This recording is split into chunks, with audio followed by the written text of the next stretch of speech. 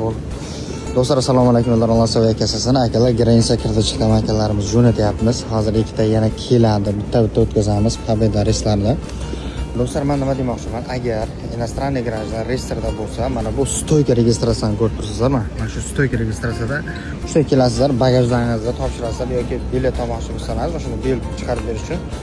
Shu yerda sizlar agar reyestrda bo'lsalaringiz, kirdi chiqda ketayotganda sizlarni tog'alarni chaqirib, olib borib proverka qildiryapti, shtraf qilyapti. Agar shtraflaringiz ikkitadan ziyod bo'lsa, administrativ shtraf bo'ladi, tamom deportatsiya qilyapti. Lekin mana bu yerda migratsion sentr ochilgan aeroport klubida. Iltimos, o'zlaringiz dokumentlaringizga juda mustahkam bo'linglar. Keyin akalar Grensaga ketayotganda onlayn registratsiya qilib bersin aviakassachilar, ehtiyot bo'ling. Grensa kirdi lutchi, lekin variant lutchi variant reyestrda bo'lsangiz, o'z vataningizga uchun 3-4 kun turib kelib, keyin bemalol yashaydi. Bemalol mana bu ishlaydi. Grensa kirdi chiqib bo'yicha bizdan nima maslahat bo'lsa yordam beramiz. Eng arzon, ishonarli belgilar akalar hamma tarafga. Grensa kirdi chiqdi, Grensani Samara, Chelyabinsk, Tyumen, Orsk hamma joyga jo'natamiz va любой tarafga bilet olamiz akalar.